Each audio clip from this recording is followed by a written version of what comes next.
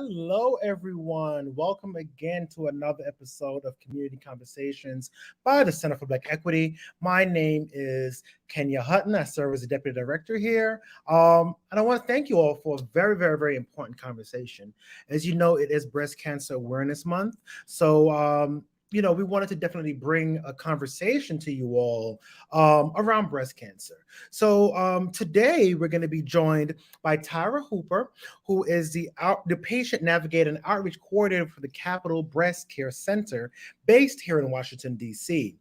The Capital Breast Care Center's mission is to provide community outreach and patient navigation services for cancer prevention and early detection, utilizing evidence-based health and wellness education practices to underserved women in the Washington, D.C. metropolitan area. So everyone, I'm going to bring up Tyra. Thank you so much, Mr. Hutton, for having me. I'm so happy to be here. How are you today? I'm good. Thank you for being here. Don't call me Mr. Hutton. That's my daddy. Okay. You want to tell everyone a little bit about yourself and about the work that you guys do at Capital Breast Care Center? Absolutely. So my name is Tyra Hooper, like Kenya said, and I am a patient navigator and outreach coordinator for the Capital Breast Care Center. We are a subset of Georgetown University's Lombardi Comprehensive Cancer Center. And basically, Mr. Kenya stated our mission statement earlier, but to just summarize, we are a breast center for vulnerable women in Washington, D.C. metropolitan area. So we service majority of the metropolitan area, so that includes Washington, D.C. as well as Maryland. And we provide free mammograms to women and men in the area who are in need of our services, whether or not you are uninsured or underinsured and need mammograms, screening mammograms, diagnostic mammograms, surgical consults. We provide those services to uninsured and underinsured people in the district. Awesome. Thank you. Such great work, such needed work in the community. So thank you. All right. So I'm going to step off the screen. I'm going to leave it to you so you can share this informative presentation with all of our viewers. And as always, if you have any questions, comments, feel free to comment them in the comment box. We'll get them over to Tyra. This is going to be interactive, so feel free to chime in and enjoy. All right. Thank you. So this is Breast Health Basics. It's going to be a quick presentation.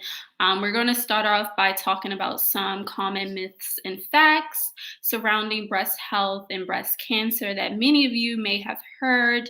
And then we're going to go on to talk about some risk factors for breast cancer and talk about things that we can do to reduce our risk and things that we cannot do to reduce our risk.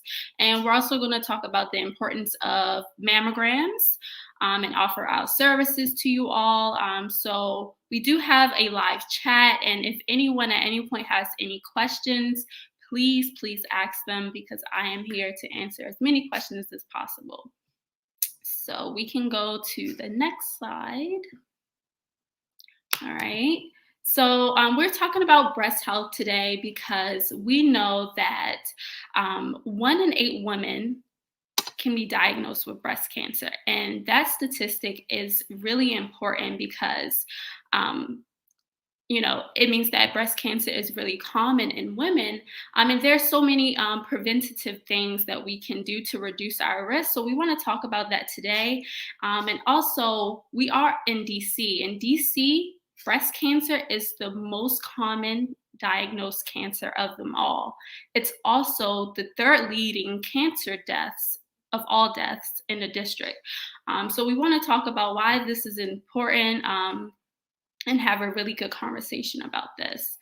And unfortunately, many of you may know or you may not know that African American women are disproportionately affected by breast cancer than our white counterparts. Even though the rates for incidence between white women and African American women may be converging as of late, but the mortality rates are still extremely different when it comes to the African American community. And this isn't just for cis women. This also affects the LGBTQ population as well. And we already know that this population experiences a bunch of health disparities for many reasons. All right, we can go to the next slide, please. All right, and I'm going to just talk about some common facts. Some common things that we may have heard about breast cancer. We're going to talk about whether or not they are true or false. But these are things that people that I've talked to usually say that they've heard about breast cancer. So the first one is using deodorant causes breast cancer. And I'm sure many people have heard that before. And if you haven't, many people say that using deodorant causes breast cancer. All right. The second one, carrying a cell phone by your chest causes breast cancer. That's something that we've heard. I've even heard my grandmother say that. And the third one, you only need to have one mammogram.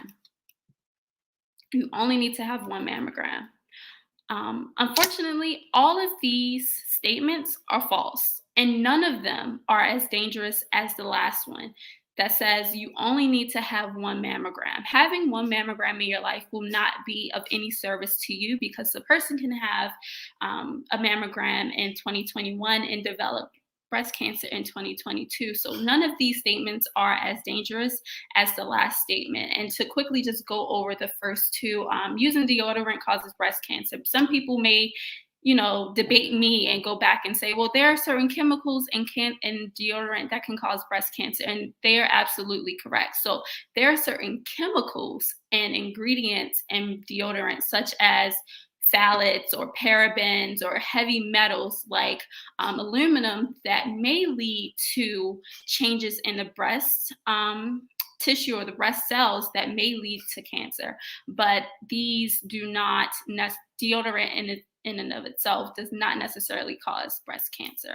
But we have to be mindful, and this is so important, we have to be mindful of the things that we're putting in our body in general. So certain deodorants do not have all of those ingredients that could lead to breast changes in your cells and tissue that could lead to breast cancer. So it's not necessarily the deodorant, it's the chemicals and the toxins that are in certain deodorants that could lead to those changes in your breast.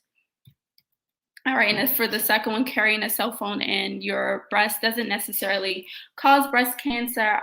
There's no scientific evidence to support that claim. All right, and the next one, having a family history of breast cancer means that I will get breast cancer. We can go to the next slide, Kenya. So having a family history of breast cancer does not necessarily mean that you as an individual will get breast cancer. 75% of people, women with breast cancer, have no family history of the disease at all. So we're going to talk about why certain things are important when it comes to, reducing your risk of breast cancer and what we can do to kind of get a hold on our risk and do the best that we can to reduce our risk. So having a family history of breast cancer does not necessarily put you at a predisposition for getting breast cancer, but it does increase your chances. So that is important to note also. It does increase your chances. So having a first degree relative like your mother, a sister, or a daughter, and that is a full sister with the same mom and dad, will put you at an increased risk of getting breast cancer. All right, and the next one is breast cancer always forms a lump. That is not true. We have some common symptoms here that could show up when a person is unfortunately diagnosed with breast cancer, but it does not. And also, I want to note that having these symptoms does not necessarily mean that you do have breast cancer.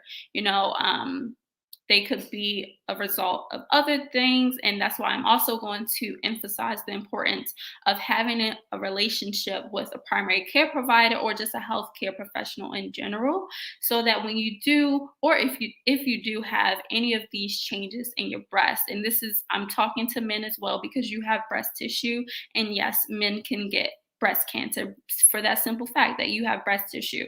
So if you are experiencing any of these symptoms that I'm about to discuss, please, please, please have a conversation about these changes with your primary care physician or a healthcare professional. And also, if you do not have a primary care physician, us at the Capital Breast Care Center, we have the capability to connect you with one. Insurance or no insurance, underinsured, that does not matter. We are here to help people in the community who need our services. So just to quickly go with these symptoms. So having a lump or hard knot in your chest, around the breast area or under your arm is a common symptom of breast cancer. Swelling, warmth, or redness or darkening of the breast is a symptom. Change in breast size or shape, dimpling of your breast or nipple, scaly or itchy sore or rash around your nipple is also a common sign. Pulling of your nipple, and that just means if your nipple is inverted, that's also a common sign. And nipple discharge that starts suddenly, and also new pain in one spot that does not go away. Common symptoms. But again, I want to emphasize having these symptoms that does not necessarily mean that you have breast cancer. So have that conversation with your doctor about what this could possibly mean and what they can do to help. All right. And the next one is, if I eat right, don't smoke, don't drink, and exercise, I will not get breast cancer. If I eat right, don't smoke, don't drink alcohol, and exercise, I will not get breast cancer. This is also a myth. This is false. A person can do everything right and still get breast cancer. There's no one behavior that someone can do to prevent breast cancer, but doing those things, eating right, not drinking, and not smoking, and exercising, those are things that you can do to reduce your risk of getting breast cancer, but it does not exempt you from the disease. All right, and the next one, breast cancer is easiest to treat in its early stages. And this is a fact. Yes, breast cancer is 100% easier to treat in its earlier stages. And it is important that people are screened regularly to increase the chance that breast cancer is detected early. This enhances the chance of survivorship as well if a person is unfortunately diagnosed with breast cancer. And just to go over the sizes that we see here on the presentation. So the lump that is on the left side of the screen, this is like an average lump that can be found on accident. So if someone is in the shower and they are washing up and they just so happen to graze their boob, this is the size of a lump that can be found on accident. And then the second two, the one in the middle and the one on the right, are average size lumps that can be found by a mammogram.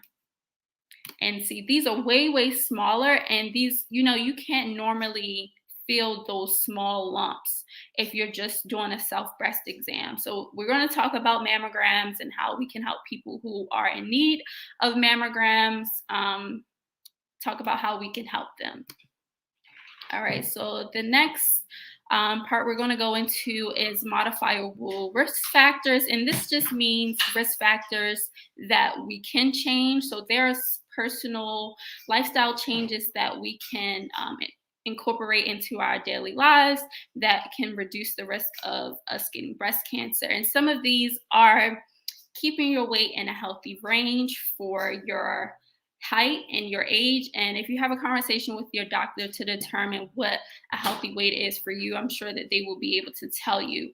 Also, keeping physically active is also another lifestyle factor that you can incorporate to reduce your risk of getting breast cancer. And I know when we hear keeping physically active, we're thinking about, oh, I have to go to the gym and I have to do these, really hard workouts and exercises. That is not necessarily the case for everyone. Maybe we can just incorporate small things that will keep our heart rate up, like taking the stairs instead of taking the elevator. Things like that, like small things that we can do to keep active and make sure our, heart rate is going for a walk, going for a slow jog. If that's, your steez is something that you're willing to do. Actually like going to the gym and weight training. That's kind of therapeutic for me. But, whatever it is that you like to do, doing yoga, there's some strenuous types of yoga out there too. So, just being as physically active as possible. Also eating whole grains, leafy vegetables, and fruits, making sure like your plate is very colorful. If your plate is colorful with fruits and vegetables, then you're more than likely getting all of the nutrients and vitamins that you need. Also limiting your intake of fast foods, processed meats like those deli sandwiches, hot dogs, things like that, processed foods, things that are going to, last a long time in your refrigerator are usually not things that are good for you, because food should not last pretty long in your refrigerator. Also, foods that are high in fat, starches, or sugar aren't really good for preventing breast cancer, but not just breast cancer, all types of cancer. And limiting your alcohol intake and your smoking. And also I want to emphasize smoking in particular, because, we're not just talking about breast cancer. Honestly, all of these things are things that you can incorporate into your daily life to reduce your risk of getting all types of, health ailments, including diabetes, lung cancer, hypertension, things like that. We want to incorporate all of these things so that we're just living optimal, healthy lives. And the last thing I wanted to talk about, moderating your intake of red meat and processed meat, like I mentioned earlier. All right, and we're going to go to the next slide. So these are some things, non-modifiable risk factors that we have no control over. So these are things that put us at risk for breast cancer that we cannot control. But I still want to talk about them because they're really important. So the first one, being older simply puts you at an increased risk of getting breast cancer. Most invasive breast cancers are found in women ages 55 or older. Also, being a woman, like I mentioned earlier, women and men can get breast cancer, but being a woman puts you at a 100 more time increased risk of getting breast cancer because we have more breast tissue than men, right? And thirdly, family history. So I mentioned this earlier. I talked a little bit about family history. So having an immediate blood relative like your mom, your sister, or your daughter, those are first degree relatives that put you at an increased risk for getting breast cancer. And if you do have any of those members who've had breast cancer, this puts you at, you're twice as likely to have breast cancer. And we are going to talk about genetic counseling a little bit later. So in this is a good segue into the fourth non-modifiable risk factors, which is genetics. So women and men who have a mutated BRCA1 gene have about a 55 to 65% lifetime risk of developing breast cancer. The average woman's lifetime risk of developing breast cancer is about 12%. But if you have that mutated BRCA1 gene, which is a breast cancer gene, then that puts you at an increased risk. And the way that you can find that out, interestingly enough, is getting genetic testing. And luckily at the Capital Breast Care Center, we do offer genetic testing. We also offer genetic counseling, which will decide whether or not you're a great candidate for getting genetic testing. All right. So many of you may be thinking, well, we talked about mammograms and that's like easy to detect breast cancer, but when do I start getting screened? So this is for women between the ages of 40 and older. And at the Capital Breast Care Center, we follow the American Cancer Society's guidelines. So women between the ages of 40 and 44, you have the option to begin yearly breast cancer screening. So you have the option to begin yearly mammograms. But the American Cancer Society recommends that women between the ages of 55 and 54, once you hit that 45 age, you should definitely be getting your mammograms every year. I know most women, and that I've talked to at least, start getting yearly mammograms starting at 40. But this is just the American Cancer Society's guidelines that you have that option between 40 and 44 to start screening, and then from 45 to 45 to 54, you have the option you have to get it every year. And then starting at age 55 and beyond, you have the option to switch to every other year, but that's definitely a conversation you should have with your doctor, because they're going to be the best ones to decide whether or not you should switch to every other year for breast cancer screening. And another question that I get often is, how long should I get breast cancer screening? How long should I be receiving the mammograms?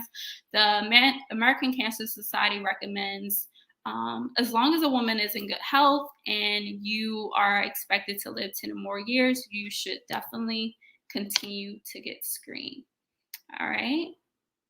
And now we're going to talk about transgender men. So the guidelines for transgender men who have not had a bilateral mastectomy or have had a breast reduction should follow the screening guidelines for non-transgender women. So the guidelines that we just talked about. Unfortunately, there is not any evidence-based screening guidelines for transgender men, and that's something that we hope to change in the near future, who have had a mastectomy as a risk of breast cancer and residual tissue.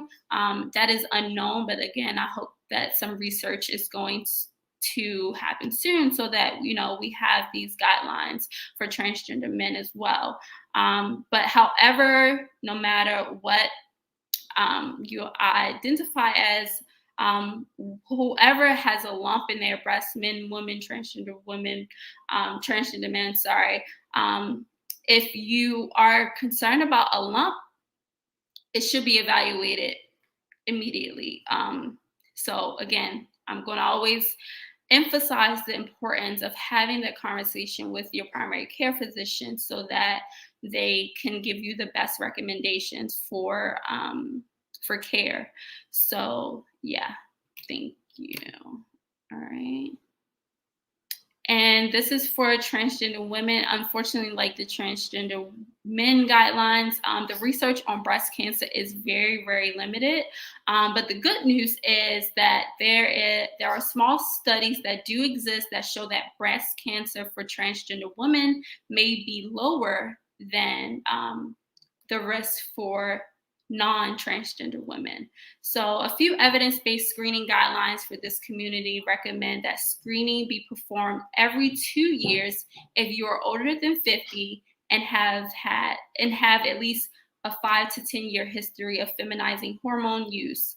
And also we're going to, again, go back to that physician conversation and meet with your physician, your provider, to discuss your individual risk factors and what may be beneficial to you based on your history and your family history.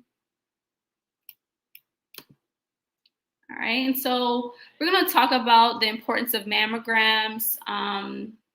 So we heard, things that we could do to change our risk and things that we can't do to change our risk. But now we're going to talk about mammograms, which is the gold standard and the best test, the best exam that a person could take to examine whether or not they have breast cancer.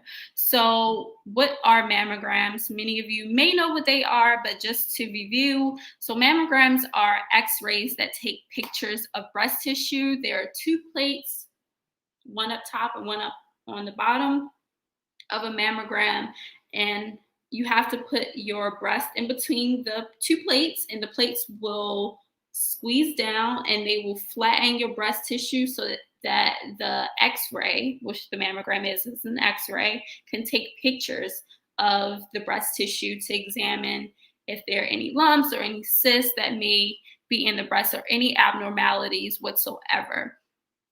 And so people are usually, I get this concern a lot, that people are concerned about the radiation of an X-ray, I'm sorry, of the mammogram. A mammogram is a low dose radiation tool. It uses less radiation than a normal X-ray. And just to put things into context for you all, a mammogram has as much radiation in it that you would be normally exposed to in your normal surroundings over the course of 7 weeks. So just to put things into context for you about how much radiation you may be getting exposed to with a mammogram. We can go to, yeah, thank you.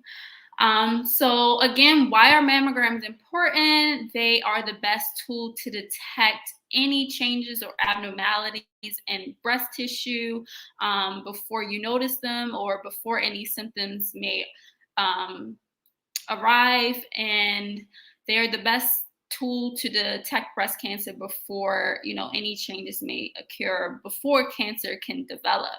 And also, we want to emphasize the importance of adherence. So adherence just means sticking to a schedule. So you'll get that schedule. We talked about screening guidelines for different communities and different groups. But again, I'm always going to recommend that you all have a conversation with your primary care physician because people's experiences are different. So sticking to the schedule that your personal healthcare physician has recommended to you. And we want to stick to adherence again, because why? We talked about this in the fact and myth game. Getting one mammogram in your entire life will not benefit you, will actually put you at a disservice. All right.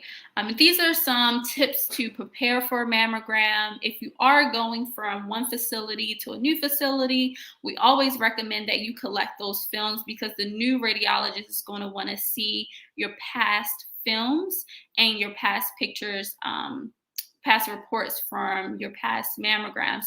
They're going to want to monitor any changes that may have occurred in the breast over time between the previous mammogram and the most current exam. And also, if applicable, schedule your mammogram for 1 week after your menstrual cycle ends, when your breasts are less likely to be tender. When I talk to people who have had mammograms, most of them explain how how uncomfortable or how much discomfort they experience when they get mammograms. So just to reduce that discomfort and pain a little bit, we do recommend that women who are menstruating to have your mammogram at least 1 week after your menstrual cycle has ended. And the last one that we always tell our patients is to not use any deodorants, lotions, creams, powders, perfume of any kind the day of your appointment. You literally get in the shower and you go to your appointment. And this is simply because we don't want to obscure any of the results of our mammogram. So if we do have some deodorant on that day, it is a possibility that some of that residue can show up on the pictures that the mammogram is going to take. And we don't want to obscure any of our results because you may be called in for additional views, and why do we want to go back to get our breasts examined again when it's just because we had deodorant on? So we don't want any residue to show up on our mammogram that looks like there may be an abnormality. All right, and this is for everyone to please take note of. I'm just going to talk about a case for a patient that has come to the Capitol Breast Care Center, what we did for her and what we can potentially do for anyone who needs our service or services. So Mary White, we're going to use Mary White for the purpose of this presentation. She was a 55-year-old cisgender woman who contacted the Capitol Breast Care Center to participate in a research study and to schedule her mammogram. So I did mention earlier that we are a subset of Georgetown Lombardi's Comprehensive Cancer Center. So we are a research center as well, and we collaborate in a lot of community and clinical research studies. So Mary White, she came into our office to participate in a research study, and she also needed a mammogram. She lived in transitional housing in DC and did not have any health insurance. So one of our navigators assisted Mary White in applying for Medicare to cover the cost of her mammogram. We scheduled her mammogram for November of 2019. And we can go to the next slide. And when that screening mammogram was done that year, it came back abnormal. So usually when a patient has an abnormal mammogram, you will be called back for a diagnostic mammogram, which means another mammogram is done, but more pictures are taken. And also an ultrasound was recommended. And when those results came back from her diagnostic mammogram and ultrasound, they came back concerning for cancer. So she had a biopsy done, and a biopsy means that a sample of tissue was taken from her breast and it was examined. And unfortunately, she was diagnosed with stage 0 breast cancer. But fortunately enough, she was diagnosed at stage 0, which is the earliest stage of breast cancer. We can go on. So again, CBCC scheduled all of her exams from screening, diagnostic to biopsy, and arranged for her transportation to get to and from all of her appointments, which we have the capability to do through Uber Health. We also have this really nice looking van, and I'll show a picture of it once we're done. But because of COVID, we're not allowed to pick up patients from their homes and take them to their appointments. But that was really cool when we were able to do that, because it just gave us a better relationship with our patients as well. You know, it was so just like close knit. So once Mary White was diagnosed, CBCC made sure her Medicaid was intact so that she would have her cancer treatment covered. Also, I want to mention one of our community partners, Project Wish. I cannot thank Project Wish enough. If it weren't for Project Wish, I'm not even sure that we would be able to do the work that we're doing today. So if anyone from Project Wish or the Department of Health is in the audience today, thank you, because Project Wish is a organization with DC's Department of Health that allows us to give free mammograms to women and men in the district and in Maryland. So they literally give us the finances and help us with our finances to cover the cost of mammograms. But unfortunately, they do not have the capability to cover the cost of cancer treatment. But at the Capital Breast Care Center, we do not leave our patients high and dry. We literally care for our patients throughout the entire care continuum. And that's why patient navigation is so important. We fill in all the gaps. We break down all of the barriers that a patient may be facing so that they can get the adequate breast health care that they need for themselves, regardless of their ability to pay. So we made sure Mary White had Medicaid to cover the cost of her cancer treatment. And Mary White completed her radiation therapy in April of 2020, is now doing well on oral chemotherapy, and CBCC probably had a huge part in saving her life. All right. And another service that we offer at the Capital Breast Care Center is genetic counseling and genetic testing. And usually when I talk to people about these things, they have never heard of it or have never had it done. And unfortunately, you know, that's something that we should take more advantage of, because it gives us a good idea of what cancers, if any, that we may be predisposition to.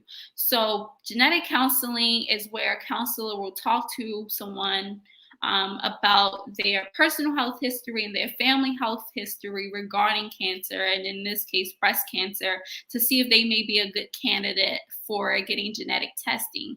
And genetic testing is an exam where you have to provide either a blood sample or a saliva sample, and they are going to look at your genes to see if you have any genes that may put you at a predisposition of cancer or breast cancer in this case. So that's something that we actually offer at the Capital Breast Care Center as well.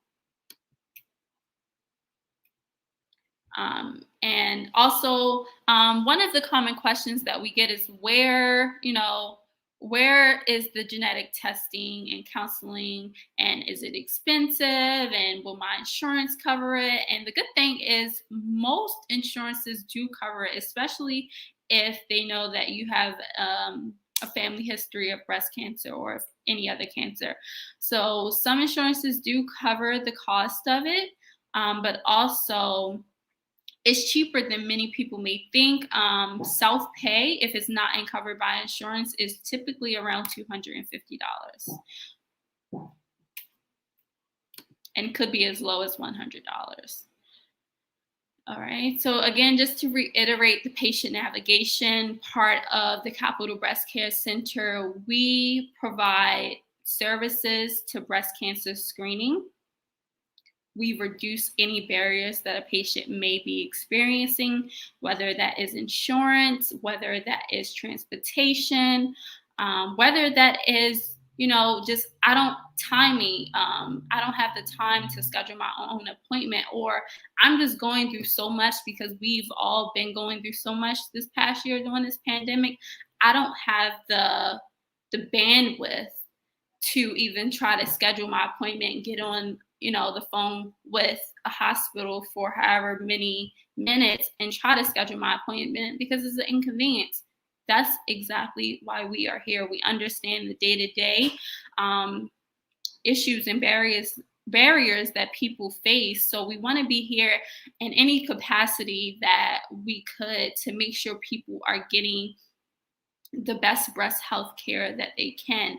And because we have mammograms and it's such a great technology to detect breast cancer and breast cancer in its early stages, we want to make sure that people have access to it because we're all here for equity, right?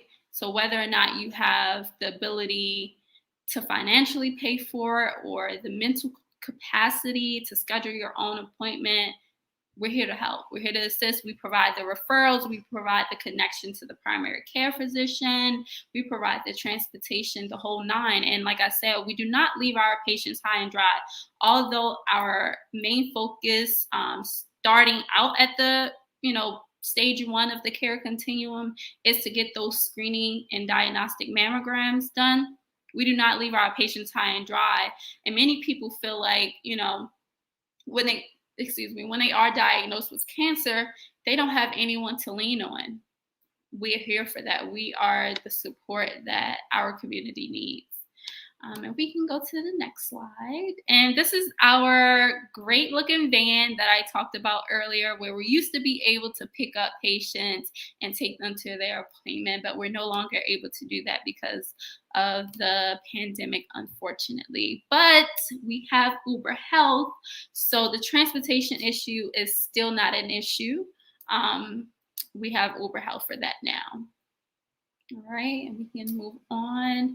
And before I leave this presentation, I'm going to always emphasize that adherence is key. Please, sticking to your schedule is the best way to make sure you are doing what you can. In addition to other things, in addition to those personal lifestyle changes that we talked about earlier, sticking to your schedule. All of these are ways to reduce your risk of getting breast cancer. And before I go, I do want to give a huge shout out and thanks to our partners.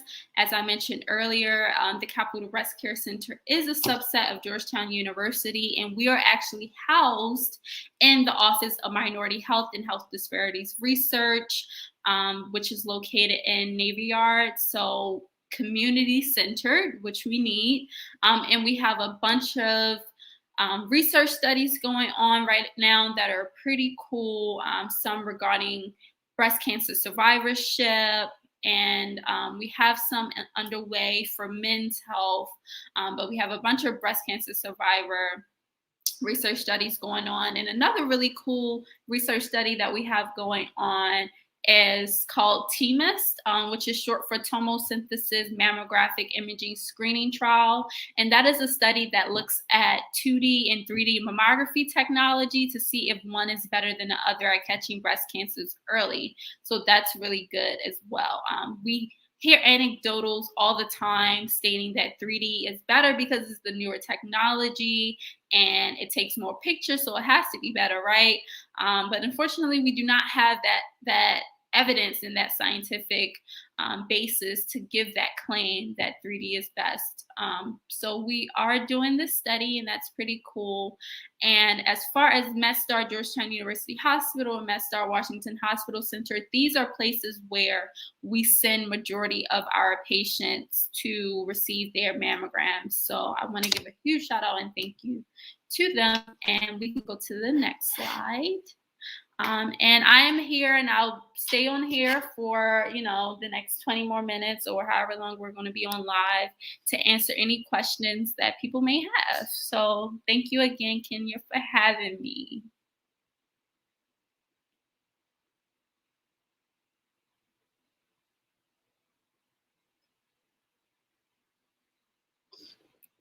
You'd think I know how to do mute now, right? Thank you so much. This was quite interesting, and I learned a lot. Yeah, I learned a lot, and I'm sure the folks I've been watching the numbers. We've been having people coming on and off for the past 40 minutes or so, and of course, individuals are going to be able to watch this later on. So, I'm just going to show, if you could just tell everyone the website where they can go to find out more information. Yes, let me pull it up so that I'm sure to give the correct URL. So it is capitalbreastcare.georgetown.edu. Yep, awesome. And folks can see it on the bottom of the screen.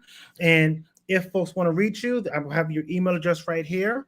If you have any questions, you watch this, next week and you have some questions, feel free to reach out to Tyra. She's very responsive. She responds to all the emails. So kudos to you for that, because, sometimes emails disappear. So, you're really responsive too, so I appreciate it. I try to be. And same thing, if anyone wants to reach out to me, there goes my email address. If anyone wants to reach to me, I am k.hutton@centerforblack.equity.org. Again, this has been Center for Black Equity Breast Cancer Awareness Month presentation. I want to thank you, Tyra, again, and thank you for all the great work that the Capital Breast Care Center is doing for our communities and for everybody, right? Everybody with breast tissue. It's one of the main things that I took from the conversation is it's not just women, it's anyone with breast tissue. Yes. We should be thinking about breast cancer in a more personal way. So, absolutely. I appreciate that, So again, thank you so much. And everyone that's watching tonight, everyone that's watching later on, hope you enjoyed the presentation, and have a good evening. Thank you. You too. All right, take care. Step up, prep up to help keep you free from the risk of HIV. Descovy for PrEP, a once-daily prescription medicine that helps lower the chances of getting HIV through sex. It's not for everyone. Descovy for PrEP has not been studied in people assigned female at birth. Talk to your doctor to find out if it's right for you. Descovy is another way to PrEP. Descovy does not prevent other sexually transmitted infections, so it's important to use safer sex practices and get tested regularly. You must be HIV negative to take Descovy for PrEP, so you need to get tested for HIV immediately before and at least every 3 months while taking it. If you think you were exposed to HIV or have flu-like symptoms, tell your doctor right away. They may check to confirm you are still HIV negative. Serious side effects can occur, including kidney problems and kidney failure. Rare life-threatening side effects include a buildup of lactic acid and liver problems. The most common side effect was diarrhea. Tell your doctor about all the medicines and supplements you take, or if you have kidney or liver problems, including hepatitis. If you have hepatitis B, do not stop taking Descovy without talking to your doctor. Ask your doctor about your risk of HIV and if Descovy for PrEP is right for you. Get help paying for Descovy for PrEP. Learn more at stepupprepup.com. A few more words from our sponsors. Pride is a moment. Pride is a promise. Pride is a journey. Pride is an awakening. Pride is the love we share. Pride is universal. Just say Pride into your Xfinity voice remote to celebrate Pride all year long. With Xfinity, it's Pride all year. Have you heard of status neutral? What does it mean to be status neutral? Well, it describes a world where HIV is no longer transmitted and its damaging stigma has been removed. Preventative actions like regular HIV and STD testing, condom distribution, PrEP, PEP, needle exchange programs, and others are moving us toward a status neutral world. Learn more about PrEP, PEP, and U equals U at sexualbeing.org.